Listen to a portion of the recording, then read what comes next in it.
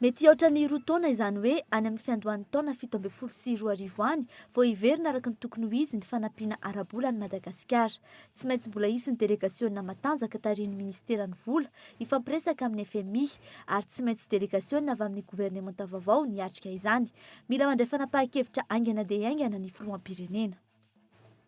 Mihetsiketsika mangina ireo vondrona politika samihafa mandra-piandry ny fahatongavan'ny filoham-pirenena rehefa misy ny fivoriana etsy sy eroa amin'izao fotoana izao saingy mijanona ho mistera izy ireny. Lasa hitam-barotra ny contravention eto Antananarivo, amidin'ny polisy 3 ariary izany araka ny fanadihadiana manokana nataonay. Voararany lalàna nefa izy ireny, mampavoasazy ny mpamily sy ny mpitandro filaminana ny fanaovana ity bizina ity. Mety azo heverina ny hoe miakatra amin'ny toetra na dia malemy aza ny tongotra iray na ny anankiroa mihitsy. Ny hoe miakatra ny toetra amin'ny loha mbola tsy fandreratsy ity zava-bita miavaka ny tanterahany teratany sinoa iray ity. Nahazo ny diplômany Guinness ao amin'ity taona 2024 ity ny lehilahy. Ny andindininy avy hatrany.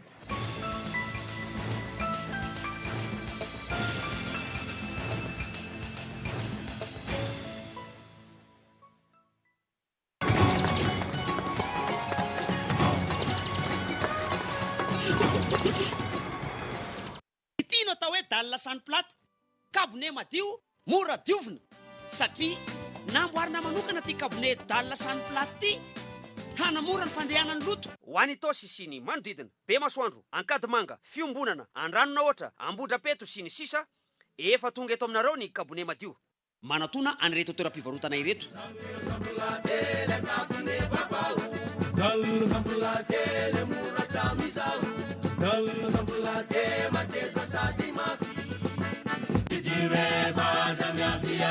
Kabone madio misy karazany hafa maro isafidianana. Za yahay.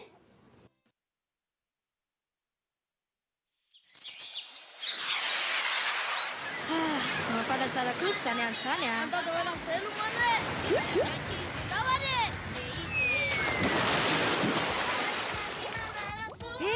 Aviangy ianareo hiaraka aminay e.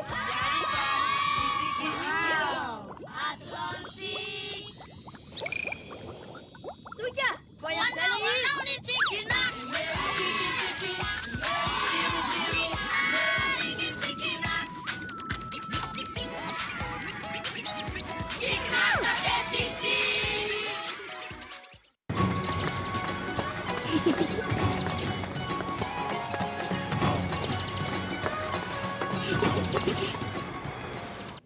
Ankafaliana trano tomboky lasy tomboky vavy ny tsidihana ny tokantranonao amin'izao ariva izao manasanao indray ary anaraka ny fampahalam-baovao eto amin'ny fahitalavitra KOLO TV hatramin'ny farany.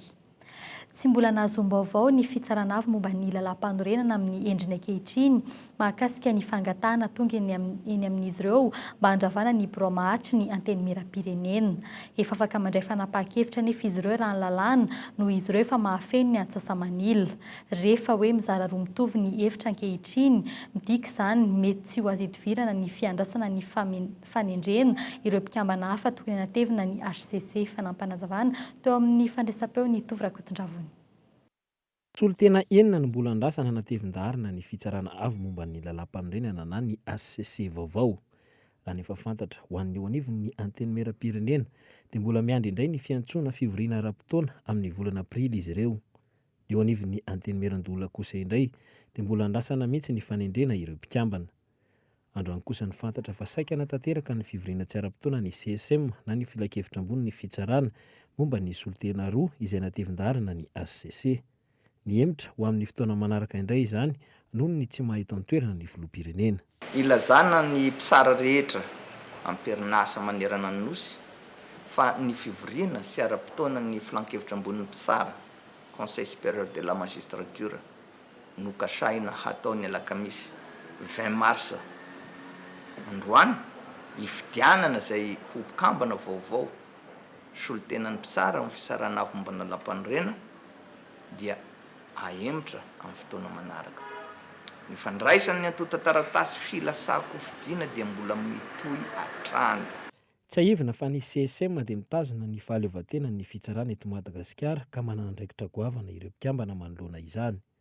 Amin'izao fotoana izao efa maro ireo kandida saingy noho ny fihitarany ny fotoam-pivoriana indray dia mbola mitoy ny fandraisana ny antota taratasy ny ireo mpitsara izay teo kandida ny CSM eo anivon'ny HCC. Mety tsy hiandry ny fahasivy ny volana aprila akory aza ny fivorian'ny CSM fa mety vantany voatonga ny filoham-pirenena dia roso amin'izany izy ireo. Hatreto aloha izany, manoloana tsy mbola fisiany ny didim-pitsarana mivoaka no ilay tsy voalaza fa tsy fanarahan-dalàna ny nifidianany birao maharitra ny antenimieram-pirenena noho ny tsy nantanterahana izany araka ny fitsipika anatiny lonanin'ny rehetra dia averina fa anova zavatra goavana sy lehibe ny fandrena ireo mpikambana avy eo anivon'ny CSM izay ho fantatra moa atao anatin'ny tapabolana raha ela indrindra raha ny tetiandro misy ankehitriny. Raha ny momba ny firafitry ny CSM kosa indray dia ireo ratsa-pitsarana amin'ny faritany enina no mandefa solitena roa avy natevin-daharana ny ity filan-kevitra ity ary mahatratra 12 ny mpikambana ao anatiny ova kosa lalana mifehy azy ireo amin'ity fitondrana ity ka nahitana sivily izay avy amin'ny fiarahamonim-pirenena sy solitena roa avy amin'ireo mpampianatra lalàna eny anivon'ny oniversite. Fa mbola eo amin'izay pejy izay hatrany ametraka ny lalana mifehy solika eto Madagasikara isika efa nisy androany ny fivoriany teo anivon'ny sampandrahara amsahana izany teny amin'ny Omnis Ambohijatovo fivoriany izay naharitra ny tontolo andro. Nisy raha teo ny fiorina teo amin'ny filoha Erajonary Mampianina sy ireo orinasa goavana eo amin'ny sehatry ny fitrandrahana solika toy ny Exxon Mobil tany Etazonia sy ny Total tany Frantsa. Antony izay everina ho nahalasa ho amehana ny fandiniana ny fitrandrahana ity sehatra ity. Ny zavatra fantatra amin'izao fotoana izao miverina ambony latabatra ny antota-taratasy orinasa Amerikana Exxon Mobil raha ny fitomboka hita eo amin'ireo antota-taratasy ireo vao tamin'ity herinandro ity izy ireo no naverina nodinina indray. Tsy mbola misy kosa nefa loharano vaovao mamaritra sy manome antota-nisa marina mahakasika ny adiran'ny solika azontsika ho vokarina amin'izao fotoana izao. Be milanga sy tsy miroro no goavana indrindra amin'ny tahirin-tsodika eto Madagasikara ho azy ireo mahatratra amin'ny 2.7 miliara barila ny vinavinaina ho vokariny. Mbola misy ihany koa anefa ireo toerana misy solika hafa toy ny any Marovoay. Fa mety ohatra ny 2 taona izany ihany amin'ny fiandohan'ny taona 17 vao iverina araka ny tokony ho izy ny fanampiana ara-bolan'ny Madagasikara. Tsy maintsy mbola isy ny delegaisiona matanjaka tarihin'ny ministeran'ny vola ifampiresaka amin'ny tahirim-bola iraisam-pirenena ary tsy maintsy delegaisiona avy amin'ny gouvernementa vaovao no hiatrika izany. Mila mandray fanapa-kevitra aingana dia aingana ny filoham-pirenena. Fanadihadiana. Taoriny ny fanadihadiana natao momba ny fitantanam-bolam-panjakana nandritra ny taona 2024 nanapa-kevitra ireo mpiara-miombonantoka fa ilaina ny fanampim-panazavana avy amin'ny governemanta amin'ny fomba samihafa nampiasana ny vola. Raha dika tsotra dia io no nambarany Jean-Claude Boudin, solitena maharitra ny vondrona Eoropeana tamin'izany fotoana izany. Ny fikasany ravalomanana marika ametraka ny orinasa-panjakana avy amin'ny vola tsy fatam-piaviana sy ny fividianana n'ilay fiaramanidina $10 no antony nanaitra ny FMI sy ny vondrona Eoropeana sy ireo mpiara-miombonantoka andray an'io fanapahan-kevitra io ka nampiantona ny famatsiam-bola $9.4. Raha ny zava-nitranga tamin'ny taona 2024 roa taona taty aoriana izany hoe voafeno ny fepetra fa ny Madagasikara nahazo ny fanampiana rehetra ao anatin'ilay programme d'appui à la réduction de la pauvreté avy amin'ny vondrona Eoropeana izay nitedi-bidy €330.5 tapitrisa ho an'ny taona 2024 ka hatramin'ny taona 2025. Mivoaka tsikelikely isan'ny taona ireo eo amin'ny 20 hatramin'ny 30 tapitrisa eo. Izay ihany koa ve ny zava-misy ankehitriny azo antoka fa mbola mitarazoka izany ny tsy fijoroan'ny governemanta hatramin'izao. Noho izany, ny dian'ny filoham-pirenena tatsy New York dia nahafahany naneho ny tamin'ny fomba ofisialy fa mankatoan'ny Madagasikara ireo fikambanana iraisam-pirenena sy ny firenendehibe ary tsy maintsy mbola isy ny delegaisiona matanjaka tarihin'ny ministerna amin'ny vola ifampiresaka amin'ny FMI ary tsara kokoa raha delegaisiona tarihin'ny minisitra vaovao izany.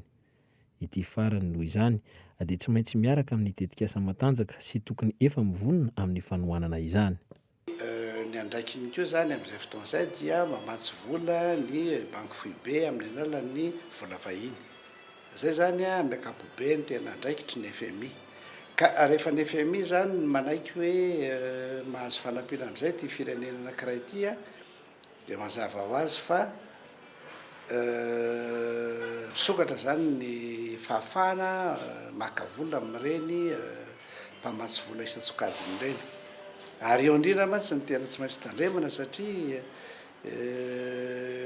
zay ngambana tonga président hoe tsy de tena samylaza loatra hoe zao no fepetrana zao no tokony atao izy ko moa ny anakany karazana fanokafana lalana fa io tsy maintsy misy délégation mahafonja mihitsy ho taritin'ny ministre ny vola sy toekarena ny tokony totarika an'izy ireny matetika fa ny fanao zany a dia tsy maintsy anao manana ny fahafahana miady hevitra amin'izy ireny tsy de ho faly loatra tsika hoe mahazo vola amin'ny FMI de hoe isokatra ny lalana de kena daholo zay fa matsimbola rehetra io fa aokatsika anana vinakasy na projet de société zay zany no tediavantsika famatsiana. Tena ilana ny fijoroan'ny gouvernemanta aingana nefa ny fiverenan'ny fiara-miasa amin'ny any ivelany.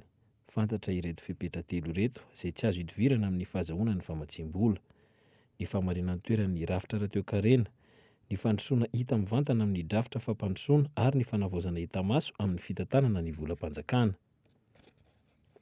Rehefa zoina ireo tranga rehetra ireo, mila mandray fanapahan-kevitra aingana dia aingana ny filoham-pirenena. Ao Frantsa ny delegaciona malagasy tarihin'ny filoham-pirenena ankehitriny fantatra fa nisy ny fiaonany tamin'ny minisitra frantsay misana ny raharaham-bahiny Laurent Fabius androany. Tsy mbola nisy ny fampitam-baovao ofisialy mahakasika izay voaray tamin'ity anio ity andrasantsika ny fanampim-baovao. Fa hijery akaiky ny tambi-karama ho an'ny mpitandron'ny filaminana ny autorité civile isy ny tolo-kevitra arosy ny fitondram-panjakana amin'ny fandanjalanjana izay tambi-karama izay mitetina 3 alina ariary zany amin'izao fotoan'izao mahatratra sy 5 alina sy 9 hetsy ariary ho an'ireo mpitsara raha ny nambara ny tanjon'izao tolo-kevitra izao ny ampitoviana ny tombony azon'ireo sampandrahara roa ireo.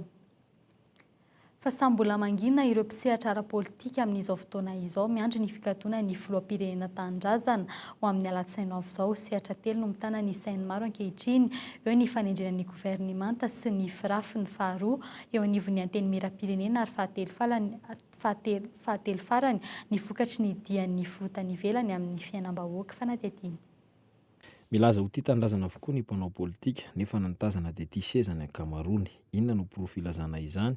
Ny fomba rehetra atao ankehitriny hametrahana tsindry mivantana na akolaka ny tsy fanomezana ka ikendreny ny mpanao politika sasany ifezana ny fitondrana entiny ny filolan'ny bahoaka. Rehefa mivory ny mapara mandeha niketrika rehetra fa raha tsy ny olona atolony no tendrena ho prime ministre dia isindray ny hetsika hafa ary mety afara amin'ny fanozongozonana ny toeran'ny filoham-pirenena izany. Reny mpanao gazety fa misy ny antsoina hoe plan B ankehitriny ketrehan'ireo miaraka amin'ny filoha teo aloha Andry Rajoelina manakaiky raha teo ny alatsinainy hatongavan'ny filoham-pirenena sy ny herinandro ivoahan'ny anaran'ny prime ministre vaovao.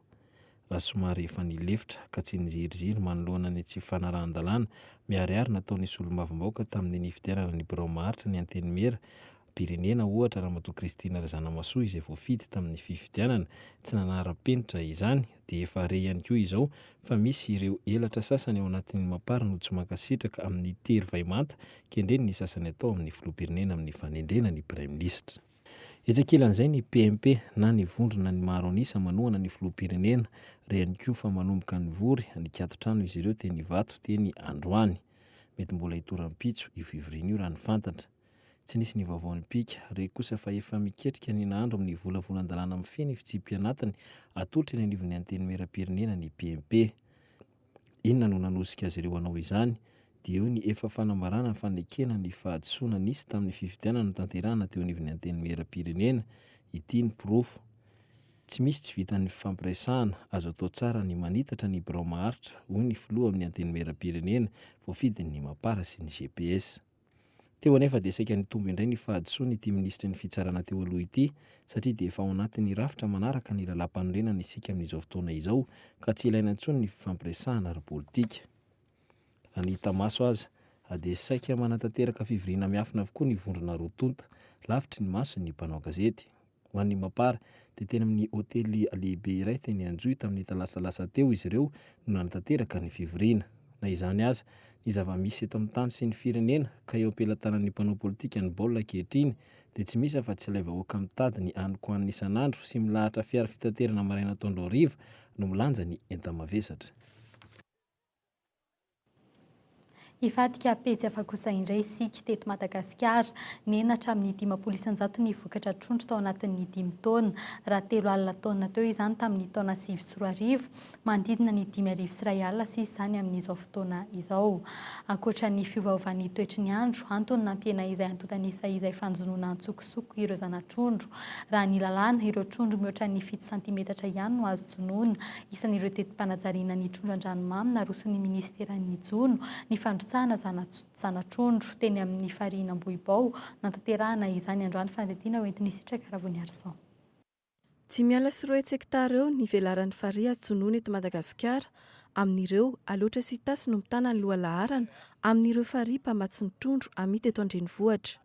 Ho an'ny eto amin'ny faritra Analamanga, 200 taona isa-taona eo ny vokatra trondro avy amin'ireo farihy lehibe eto amin'ny faritra Analamanga. Ataontsika hoe farihy lehibe zany eto dia ao ny farihan'ny Tsiazo-Paniry eo amin'ny distrika Andramasina, ny farihan'ny Matasoa ao amin'ny distrika ny Manjakandriana, ny farihan'ny Karakaraka ao amin'ny distrika Anjozorobe, ny farihy eto amin'ny distrika Ambohidratrimo misy anankitelo lehibe izy dia Bohibao zao atrehantsika izao Noho ny fandikanan'ireo lalàna amin'ny feny jono toy ny fanjonoana tsokosoko mandritra ny vanim-potoana fidian'ny jono sy ny fampiasana arato sy manaraka amin'ny fenitra takiany ministeran'ny jono, nahitana fiainany ny vokatra trondro manerana ny Madagasikara. Amin'ny ankapobeny zany dia raha 30,000 tonnes voka-dranomamy tamin'ny taona lasa zay dia amin'izao fotoana izao zany dia efa mihidina any amin'ny atsasany izany voka-dranomamy zany.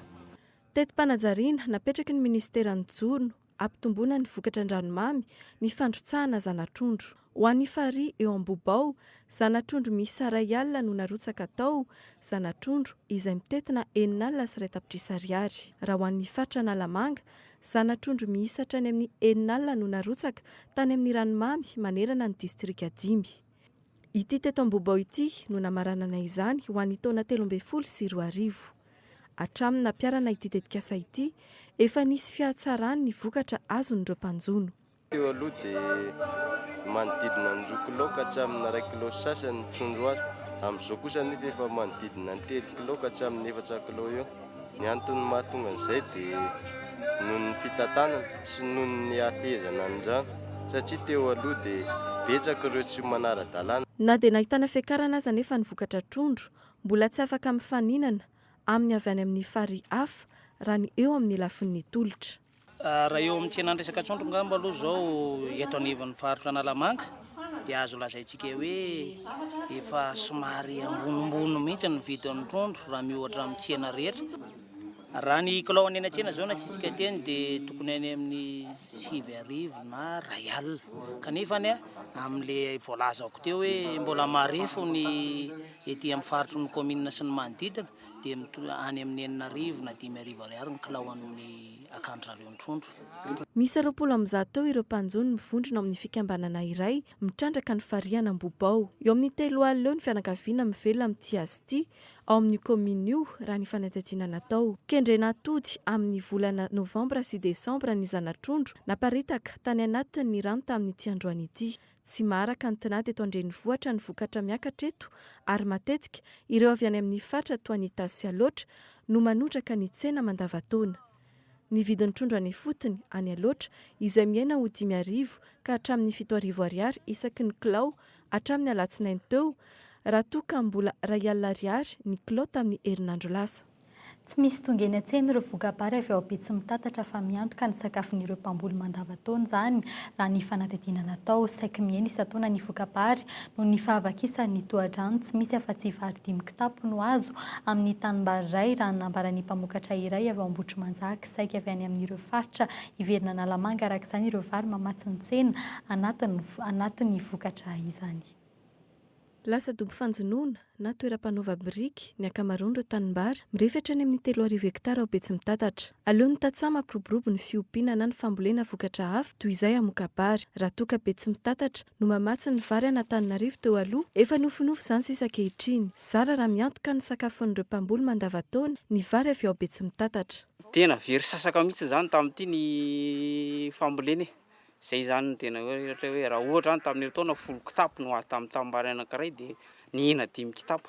ny antony zany dia teo amin'le nanetsana izy nisy rano nanetsana ara-dalàna fa nisy vaky mibarazy zany teo amin'le teo naniriny volana novambra eo nantaran'le vary zany dia tsisy rano maina ny tany. Eo amin'ny 20 kilao isan'olona eo ny filan'ny mponina vary eto Antananarivo renivohitra raha ny antotanisa avy any amin'ny Sirady. Tokony hamokatra vary mahery ny 20 taona eo arak'izany ireo tanimbary eto Analamanga vao aleo tena tanteraka amin'ny famatsiana vary ny eto Andrenivohitra. Antotanisa izay tsy tratra. Ho an'ny Titatsaha ity izao ohatra, miantoka ny vary hohaniny mandavataona ny vokabariny tamin'ny taom-pamokarana lasa teo.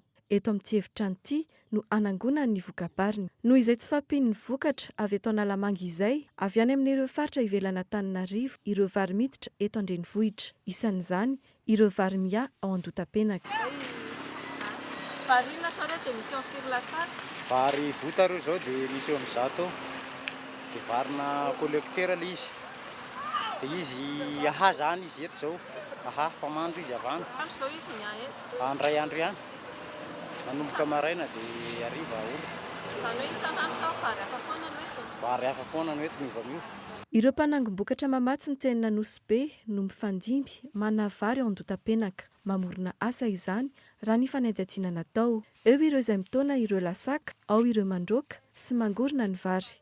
Olona 13 eo no miasa eo isan'andro. Ndraika raha mampaharozory isan'andro arakaraka ny taona azy.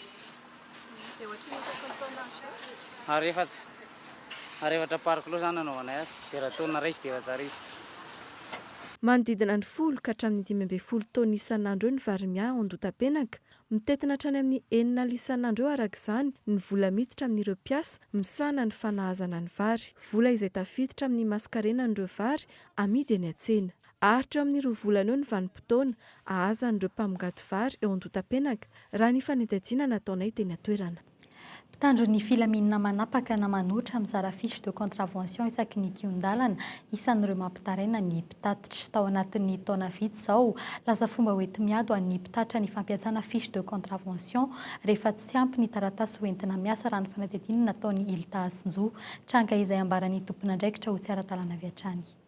03250 877 asindry lerony ato efa laheva ny fisy efa nadaty hoe tsy mbola tena tamin'ny herinandro ranga iny ka tena za tena misalira angava tena tsia zany fa zaraka tsy apototra ny za aloha ny sara vao iantso anary asondra vonjy hoe asindra vonjy taxi ihany anao matamakela Era le faz mba tony tsy mba zahombony mbola andimy angaty zany izy zao fa sandimy tsy aza manao an'izany nakara tsy fa aiza aza manao aizany dia hoe tsy hoe azahoana fa tsy fomba fampiasana vai raha mangatsika saragava dia sombany nareo tsy mba dia angalana vangana sara zao milaontsina mamety. Taratasy contravention no niangany iny resaka iny. Taratasy izay efa zary tafiditra ao anatin'ireo antota taratasy tsy maintsy hita eny amin'ny mpitatitra amin'izao fotoana izao. Ho an'ny mpanao risoriso, 3,000 ariary ny vidin'ny contravention iray rehefa tsy tomombana ny taratasin'ny fiarakodia entina miasa ary iray alina ariary izany ho an'ny zotra nasionaly raha ny fanadihadiana nataonay. Noho izany, ankoatra ny mahafandoavana sazy azy amin'ny tsy fanarahan-dalàna nataon'ny mpamily na eo amin'ny fiara, araraotin'ny mpitatitra anafenana ny tsy fanarahan-dalàna ihany koa ity taratasy kely ny polisy ity. Samy voakasika izany na ny polisin'ny tanàna na ny polisy nasionaly. Izy aloha zany aminay aloha hoe contravention nentina miasa satria raha mety tsisy contravention anao zany fa papier dia tsy maintsy mbola ahitan'ny polisy irika foana izay anasaziana anao. Raha mahita contravention izy mantsy dia tonga dia efa voasazy ty tômôbily ty dia alefany fotsiny. Raha ny tokony ho izy, takalo ny fiche de contravention, omen'ny mpitandro ny filaminana, tazonina ny taratasy entin'ny mpitatitra miasa, mandra-pahandoavany ilay sazy mifandraika amin'ny fandikan-dalàna nataony. Raha ny lalàna, tsy azo saziana indroa amin'ny tsy fanarahan-dalàna iray ny mpitatitra, izany anefa tsy mahasakana ny fanomezana azy sazy fanondroany raha toka nanao tsy metsy hafa ankoatran'ilay efa navoasazy azy iny. Efa tsy fanarahan-dalàna ihany koa anefa ny miasa amin'ny fiche de contravention izay tsy manan-kery afa-tsy 720 ora. Raha ny tena marina zany dia tsy azo esahana iny fiche de contravention iny. Rehefa nysotomina taminy papier dia tsy ara-dalàna izy zany zay dia tokony tsy asa izy dia ao anatin'ny 720 ora izy no omena fotoana andoavana an'ilay sazy. Raha ny fanazavana azo, ireo tsy fanarahan-dalàna voasokajy OF4 na ireo tsy ilana fanaovana tatitra an-tsoratra no azona ny fiche de contravention. Téléphone, au volant regny tsy mety regny. Lesola, surnombre. Code de la route, code de la route maro be. Sady indroa izao, ohatra hoe solopineny, zay ny sazony avy any. Tsy azo saziana mitsony zany izy. Manam-pandaovana lamany sy ny fanodonana poneny iny. Satria amin'ny même jour zany tsy azo saziana mitsony. Ny fanadihadiana nataony nahafantarana fa mizara fiche de contravention mahery ny 5 isan'andro ny polisy ny fifamoivoizana iray eto an-drenivohitra. Efa zary fahazarana ho an'ny mpitatitra no mialokaloka amin'ny fampiasana ity karazany taratasy tsazy ity, endriky ny kolikoly iray izay sady mahavoasazy ny polisy mivarotra contravention no mahameloka ny mpitatitra mividy izany. Trangam-piarahamonina kosa no nizantsika ny fampahalalam-baovao olona 340 ao amin'ny tambazotra mpangarom-pô sy mpanao sinto-mahery eny Andravoahangy sy ny toeram-piantsonana Ambodivoana indray no saro ny mpitandro ny filaminana omaly maraina, vehivavy ny 4 amin'izy ireo ary lehilahy ny 5 amby ny vokatry ny fiara-miasa amin'ireo mpitandro ny filaminana sy ireo andro masipokony olona eny an-toerana no nahazoana ireo mpanao asa ratsy ireo fanadihadiana. Mampitaraina ireo mpivarotra ankehitriny ny tsy fandehanan-tsena vokatry ny krizy misy eto amin'ny firenena, fa manampitrotraka izany ihany koa ny fisian'ireo mpangarom-paosy sy mpanao sinto-mahery eny an-tsena. Misy fiantraikany amin'ny varotra ny fisian'izy ireo raha ny nambaran'ny mpivarotra. Mpangarom-paosy moa zany ety dia tena betsaka mihitsy.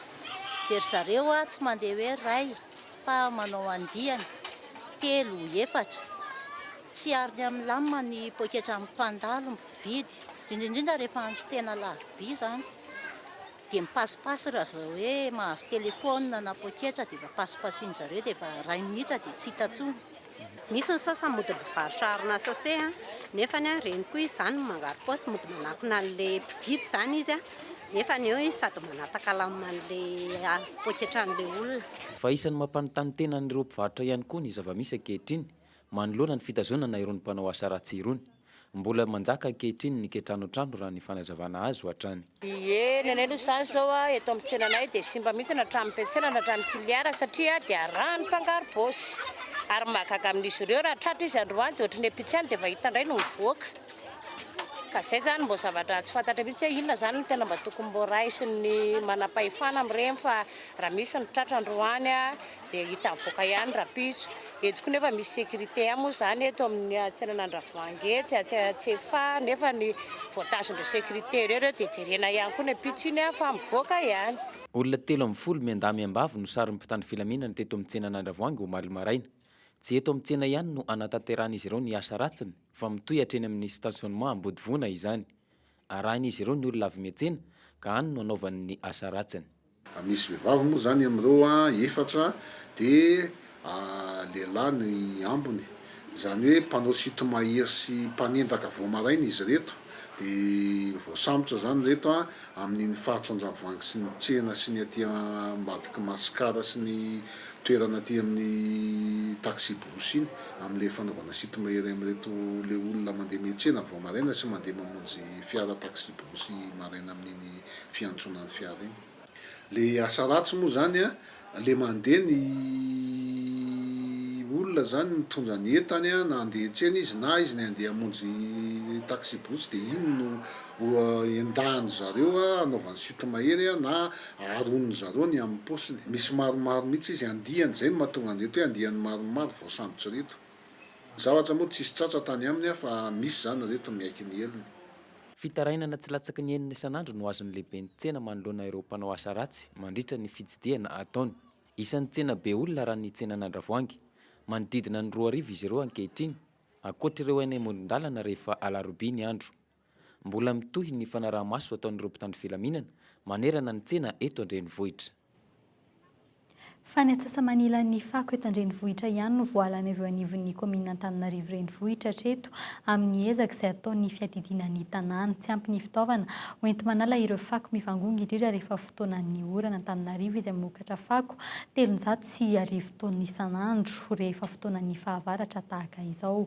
Nanolo tanan'ny komina ny Telimasy ny Orange ary ny Airtel androany fanadihadiana. fa matsimbola mitetina 500 tapitrisa ariary izay anampiana amin'ny fanalana fako amin'ireo fokotany ho amin'ny 7 manerana andrenivohitra no nomendreo orinasa antserasera telo lehibe androany dia ny Orange, ny Airtel ary ny Telma. Namaly ny antsoavy natao amin'ny PDS araka izany ireo orinasa ireo. Raha ny zava-misy tsy maharaka amin'ny fanalana fako eto Antananarivo.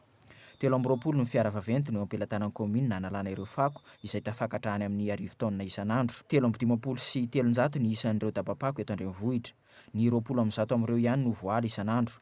Vokatr'izay mivangongo eto sy eroa ny fako. Isan'izany ity eto Analamahintsite ity. Zara raha misy maka amin'ny fako eto, tsy azo iainana amin'ny fofona ateraka izany ho an'ny mponina ety amin'ny manodidina. Efa 4 volana zao ty fako ity eto. Tany amin'ny volana Novambra. Rehefa tsy niala zao dia hatrany zao. Ny aretra aloha dia tsy afa-be ilay tamin'ny aretra na ankizy ilay. Ilay mitondra fofona be, voalavitsy mba lasa malitatra be. Mety farany pièce tangely farany io raha ohatrany io amin'ilay zay ranony io raha. Io zao farany akany amin'io amin'ny camion maka camion amin'ny zorony kely fotsiny izy dia lasa mandeha dia afaka any amin'ny tapa-bolana an'ilay vao verina maka ohatrany io. Tsy vitan'izay fa eto Ampototry ny Simbendrano izay mamatsy ny manodidina ety no mitoby ireto fako ireto. Mampametra-panontaniana na ametrahana ity toerana ity ho lasa fanaripako. Misy ny sekoly roa mifanila eto amin'ny manodidina. Miteraka voka-dratsy ho an'ireo ankizy sy ireo mpampianatra miasa ety ny fofona avoakan'ny fako. Efa ho efa-bolana latsaka tsy nisy naka amin'ny fako tety. Velo taraina ireo tompona andraikitr'ireo sekoly ireo. Kaninay zany ny tena mampalahelo anay ary mampatahotra moa fa tsy mampalahelo e. Mampatahotra anay dia ny fahasalaman'ireto mpianatra ireto satria raha tsy salama ahoana moa no ahafahan'ireo ankizy ireo noho ny fianarany. Dia izay zany ny tena mampatahotra anay mafy dia mafy mihitsy. Efa misy moa ny ankizy tsy mianatra, misy no efa avy narary dia miverina nefa le izy eo ihany le allergie amin'io zavatra io zany tena betsaka ny tsy mahazaka. Mpianatra manodidina ny 500 no mianatra amin'ireto sekoly ireto. Raha ny fanazavan'ireo tompona andraikitra, efa samy ny babo mivoka-dratsy ny fofona sy ny loto avy amin'ny fako ity avokoa ny ankabeazan'ireo mpianatra madinika ireo. Ny voalohany indrindra aloha dia le ankizy marary foana. Tonga dia le zakan'le ankizy izany fofon'le fako dia marary le ankizy. Marary izay zany eto isan'andro tsy maintsy misy ankizy hoe marary vokatra izay fofona fako sy le izy tsofin-rivotra maka ty izay dia tonga aty aminay. Dia nampampianatra raha izany zao nena efa manomboka koa izany hoe marary tratra sy ohatr'izany. Heverina araka izany fa hisy fiantraikany lehibe amin'ny fanadiovana an'Antananarivo ity hetsika nataon'ny Airtel sy ny Telma ary ny Orange nanampy ny renivohitra ity. Ampy hanadiovana an'Antananarivo mandritra ny 2 volana eo ny vola nomen'izy ireo ny komina raha toa ka hatombanana ho 4 tapitrisa isan'andro ny fandaniana amin'ny solika ilaina hitaterana ny fako n'Antananarivo. Eo amin'ny lafiny kolontsaina sy ny tantara kosa indray mitsedra olona naharabola nahara-pitaovan'ireo mpanoratra malagasy lafo ny saran'ny fanontana boky raha ny eto amintsika. Antony iray mamono antoka ny mpanoratra koa sy ny mpividy ireny boky ireny. Tranga izay somary mahavariana ny 520 ny mpividy ny asa soratra malagasy eto amintsika dia vahiny avokoa fanadihadiana. Raha ho an'ireo mpanoratra ny tantara Madagasikara ohatra no jerena, tsy misy ny tsena. Ireo mpianatra manao fandalinana na ireo izay liana fotsiny ihany no mamaky ny boky. Ny 520 amin'ireo dia vahiny avokoa. Na eo amin'ny fanoratana aza, vitsy ny malagasy mahavita boky na dia manana talenta sy fahaizana amin'izany aza. Noho ny tsy fisian'ny vola no antony indray tsy ahavitana ny fanatotosana azy ireny. Ny fanontana boky lafo be eto. Lafo be mihitsy fanontana. Ary tsy manampy iny olona manam-bola. Mampalahelo.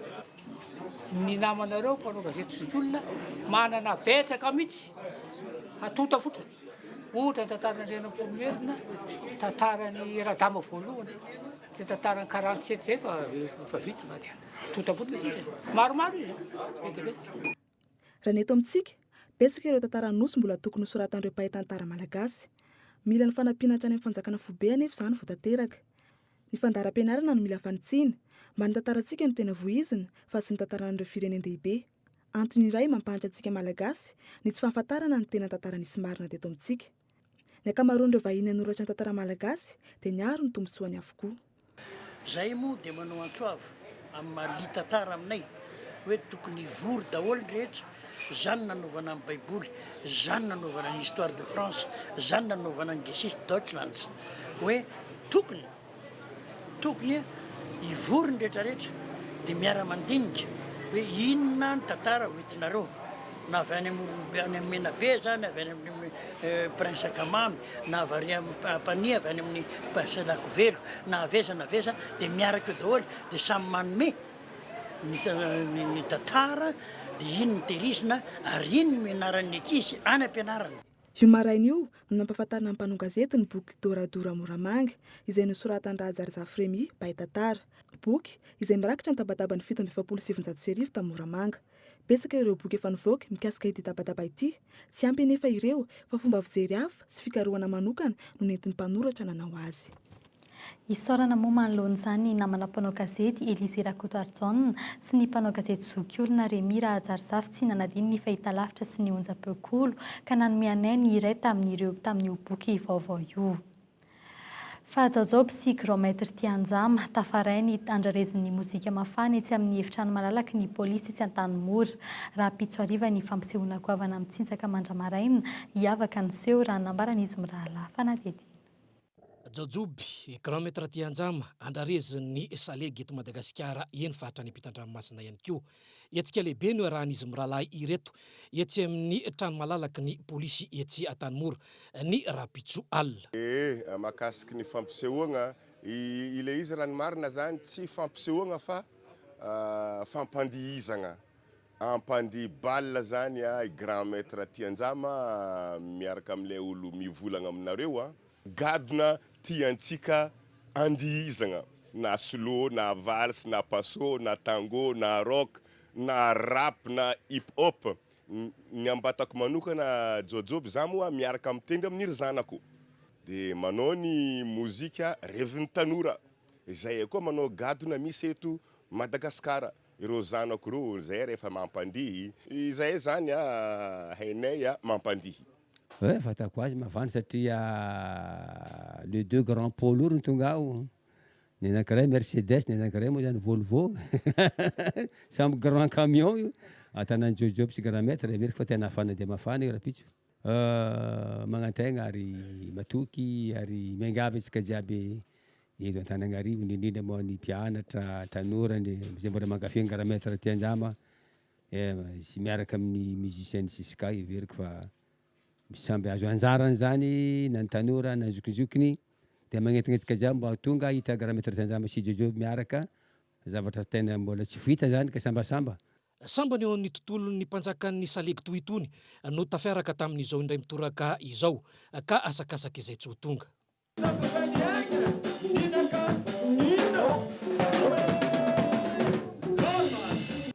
Anakatonantsika ny pejin'ny kolotsaina hankalazaina ny fahatelopolo sy ny raika amin'ny telopolo martsa ho avy izao ny taom-baovao malagasy ho an'ireo milaza ho mpandalany maha-malagasy. Mbola resabe ny fifandresen-dahatra momba ny fankalazana, samy manana ny fomba sy ny toerana hankalazany araka izany ireo antoko misy eto Madagasikara. Fanadetiny Iltasinjo sy Kaiton Andriatsilavo. Ny idivin'ny rehetra hevitra andro fandraisana tsodrano sy fanaovana fidiovana, fifamelana ary famitranam-pihavanana ny taom-baovao amin'ny malagasy. Ny famerenana ny fitaizana ny taranaka malagasy momba ny sotoavina sy ny kolotsaina ny tanjona, na eo aza ny tadin-dokanga iraisana samy anana ny fomba ankalazany ireo mpandala ny maha-malagasy ho an'ny taranaka ambohitra biby eny amin'iny vohitra iny no anaovana ny fankalazana. Kiasy anambotra biby manokana dia izao ny fandenjio ara-tantara raha lambo nametraka namorona nankalaza voalohany ny taom-baovao malagasy fandrona moa ny ezoina azy tamin'izany fotoana izany ka ny afo zany aretina eny ambotra biby amin'ny taotaovonana miaoriana ny ambony folo zany eo amin'ny ray ora eo dia avy eo le afo io zany rehefa voarehetra ny any ambotra biby zay vao mandrehitra ny any amin'ny toeran-kafo ny tsara iaby zany dia afaka maka afo eny ambotra biby zany eo ny Andohalo ny trano kulturale malagasy ary misy fikambanana marobe zany aka afo eny ambotra biby na andrehitra eny amin'ny toerana misy anazy dia aorinany le fandrehetana afo zany aoriany amin'ny ray ora eny ambotra biby dia samano azy. An'ny taranaka malagasy rehetra ny fankalazana ny taom-baovao malagasy raha ny hevitry ny fikambanana fitoasina izay isan'ny manomana fankalazana nasionaly. Ho an'ity fikambanana ity isy ihany koa ny fandrehetana ny afo-tsy-maty ny telopolo martsa ary aritory any Ambohimangakely foiben'ny trano kultoraly ny alina iandro ny tsodrano ny taom-baovao ny maraina. Tsy ny eto Antananarivo ihany anefa no mangetaeta ny fankalazana ny taom-baovao malagasy. Ka io zany dia tena ohatra ny zava-baovao zany ny fahatany anazy teo nefa tena nisongadina le fitiavana ary songadina le fanajana sy nanavaka foko tokoa satria nitsongina anatin'ny maro moa ny tegnako avy tagny Brickaville tonga teto aho nahita karazan'olona foko maromaro koa dia finaritra ny tegnako ary anisany mangataky mangetahetany mba hanaovana an'io taom-baovao amin'ny toerana misy anao Brickaville. Efatra amin'ny ady hevitra teto amin'ny KOLO TV sy ny KOLO FM no nampisongadina ny tsy fitoviana eo amin'ny fomba fijery amin'ny fankalazana ny taom-baovao malagasy ampolo taonan'izao no samy nanao izay entiny hanamariana izany ny isan'antoko. Misy ihany koa anefa ireo fikambanana hafa izay manolotra daty hafa dia ny 24 Jolay amin'ity taona ity ho an'ny fankalazana izay taom-baovao malagasy izay. Ny andian'ny faharoa toy ny ady-hevitra natao teo amin'ny fandarana amin'ny KOLO hevitra vokarin'ny sampana fampahalam-baovao ny KOLO TV sy ny KOLO FM momba ity resaka taom-baovao malagasy ity moa no arahintsika rahampitso-ma amin'ny ora mahazatra. Fa hivadika eo amin'ireo vaovao avy any ivelany kosa indray isika nivoaka ny filaharana taona 2024 amin'ireo ivon-toerana fampiasam-bola tafiditra ao amin'ny GFCI eo amin'ny laharana 3.70 maneran-tany no misy an'i Maurice ary fahatelo kosa ity nosy rahavavy ity aty Afrika aorian'ny Afrika Atsimo sy Maroc. Ny GFCI dia tsy inona akory fa filaharana atao isan-taona avy amin'ireo fanadihadiana ataon'ny matianina eo amin'ny fitantanam-bola matianina zava-dehibe amin'ireo mpiara-mombonantoka raha toe-karena ny fananana toerana ao anatin'ny lisitry ny GFCI. Fa isan'ny maresaka avy any ivelany hatrany andrasan'ny mpanara-baovao maro ny toy ny fikarohana ireo fiaramanidin'ny Malaysia Airlines. Fantatra fa mbola mitohy hatreto ny fanadihadiana mahakasika ireo zavatra mirefy 420 metatra hitanizana bolana Australiana tao amin'ny faritra atsimon'ny ranomasimbe Indiana. Betsaka ny herintsika amin'ny fifandraisan'ireo zavatra hita ireo amin'ilay Boeing 777 tsy hita popoka miaraka amin'ireo mpandeha 730 efa 12 andro izao raha ny fanambarana nataon'ny Prime Ministre Australiana Tony Abbott. Fahamarinantsika ny ireo maresaka avy any ivelany mety azo heverina ny hoe miakatra amin'ny tohatra na dia malemy aza ny tongotra iray na izy roa mihitsy ny hoe miakatra ny tohatra amin'ny loha mbola tsy fandre raha tsy ity zava-bita miavaka no tanterahan'ny Zaolix sy Alonga ity nazo ny diplôman'ny Guinness amin'ny taona 2024. Nandritry ny lalao no karakarain'ny Guinness tany Beijing no nampisehoany ireto teratany sinoa ireto Zaolix sy Alonga sy Long fa azo tanterahana tsara ny fanamby iray. Fiakarana amin'ny tohatra ahitana zanatohatra 430 no niakarany tamin'ny lohany. Tao anatin'ny 2 minitra no namitany izany. Tsy mora ny miandry azy manoloana ireo mpijery anjatony. Fifantohana sy fitazonana ny herijika no tena miasa eto. Asiana fiarovana ny loha mba tsy ampitsadoka azy mafy eo amin'ilay tohatra vy. Ny tanana etsy ankilany manao izay azona antoka ny fiakarany miampy ny tongotra. Miandry 2 hatramin'ny 5 sekondra ny lehilahy isaka miakatra amin'ny zanatohatra iray.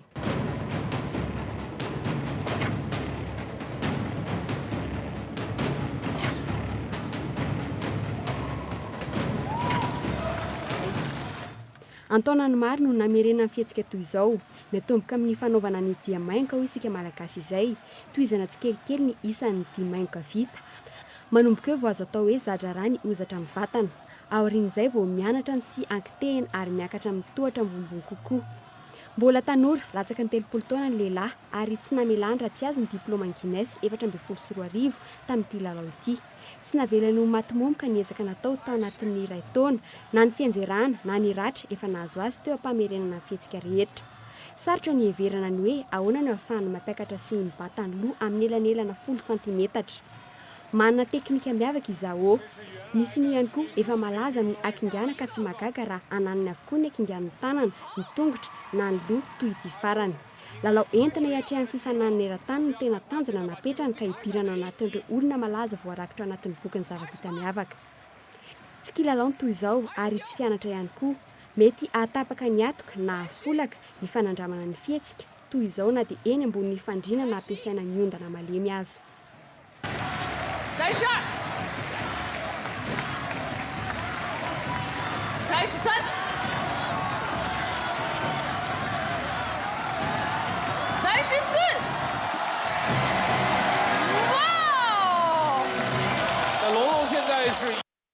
Dia iny zava-bita miavaka iny ihany koa no entina manakatona ny fampahalam-baovao tamin'ity hariva ity isaorina hatrany ianao niaraka taminay hatramin'ny farana mamify taonao indray raha ampitso veloma tompoko.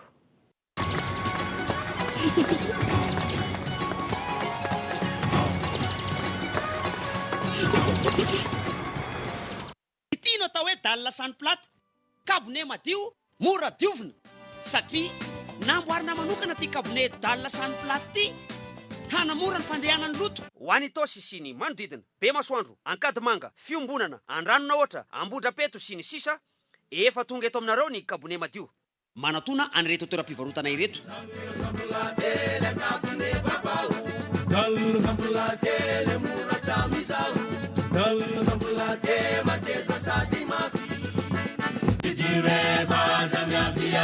kabone madio misy karazany hafa maro isafidianana za yahay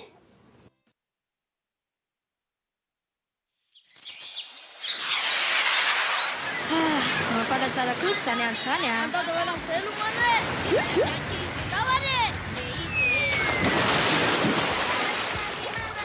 e aviangy anareo iaraka aminay e